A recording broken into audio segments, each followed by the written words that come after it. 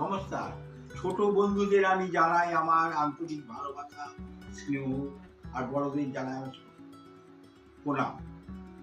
আমি epic India express channel থেকে বলছি। আমার বিশেষ করে ছোট বন্ধুদের বলছি, তোমাদের একটা আমি গল্প বলবো। সেই গল্প পড়ে তোমরা কি শিক্ষা লাভ করবে আমাকে জানাও। একটা ব্রাহ্মণ ছিল, সে খুব লোভী, গরিব এবং লোভী। তারপর তারপর পয়সা উপায় করার কোনো রাস্তা ছিল না।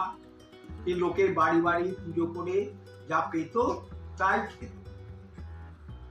তার রাস্তা দিয়ে যাচ্ছিল, তখন একটা বাঘ খাঁচার ভেতর বন্দি ছিল।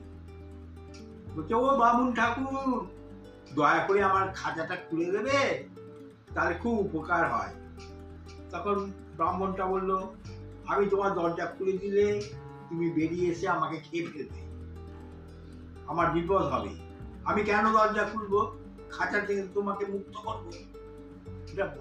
বাঘটা বললো যে, না বাবা, আমি তোমার কোনো ক্ষতি করবো না।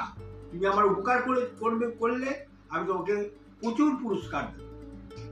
তোমাকে সোনা দানা গয়না সব দেব। তুমি আমার খাঁচার দরজাটা খুলে দাও। তখন ব্রাহ্মণটা ছিল খুব লোভী, ও পুরস্কারের লোভে খাঁচার দরজাটা খুলে দিল। বাঘটা বেরিয়ে আসলো, বেরিয়ে এসে বাঘটা বলছে, এইবার তোকে আমি খাবো। ব্রাহ্মণ বললো, এ কি কথা?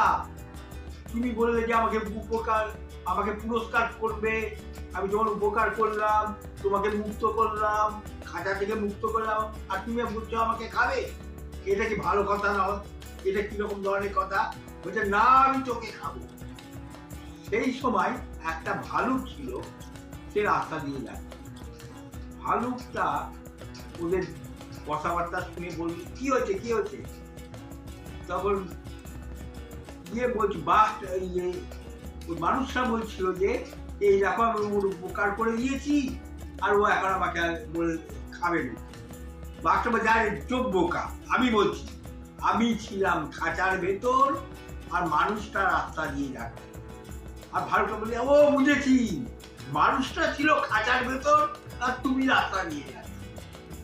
বলে, না রে বোকা, আমি ছিলাম খাঁচার ভেতর আর মানুষটা রাস্তা দিয়ে যাচ্ছে। ও এইবার বুঝতে হয়েছে। তারপর মানুষটা ছিল রাস্তা ছিল খাঁচার ভেতর, আর তুমি মানুষটার উপর দিয়ে যাচ্ছিলে। বলে, না রে বোকা, এই দেখ, আমি এইভাবে খাঁচার ভেতর ছিলাম আর মানুষটা রাস্তা দিয়ে যাচ্ছে। তখন যেই বলা, ওই ভালুকটা মানুষটাকে ইশারা করল, তুমি দরজাটা বন্ধ করো।